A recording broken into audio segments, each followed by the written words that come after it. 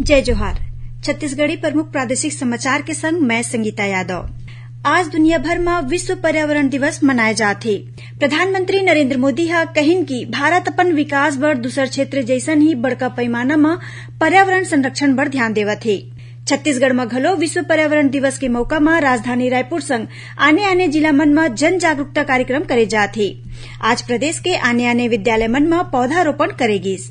आज रायपुर स्थित भाजपा कार्यालय कुशाभाऊ ठाकरे परिसर में आयोजित कार्यक्रम में जनजाति समाज ले जुड़े प्रतिष्ठित समाजसेवी संस्था के पदाधिकारी संग 300 ले ज्यादा लोगन ह भारतीय जनता पार्टी में प्रवेश करेन।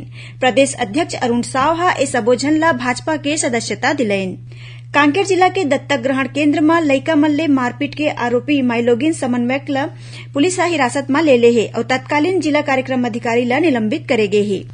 रायपुर सांसद सुनील सोनी ह आज कहिन कि रायपुर लोकसभा क्षेत्र के कतकोन युवा और माइलोगिन नया भारत उत्सव मनाही। एकर तहत स्कूल मन में केंद्र सरकार के सबो विभाग और सार्वजनिक उपक्रम के उपलब्धि दिखाए खातिर प्रदर्शनी लगाए जाही।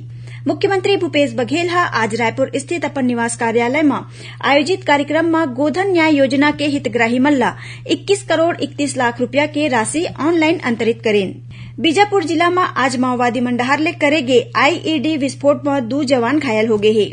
उहे सुकमा जिला में सुरक्षा बल मन ह 1 लाख के इनामी माओवादी ला गिरफ्तार करेन और रायपुर नगर निगम डहार ले अनुपयोगी सामान ले उत्कृष्ट कलाकृति के साथ बेहतर जीवन प्रदान करने के लिए विभिन्न योजनाओं और कार्यक्रमों को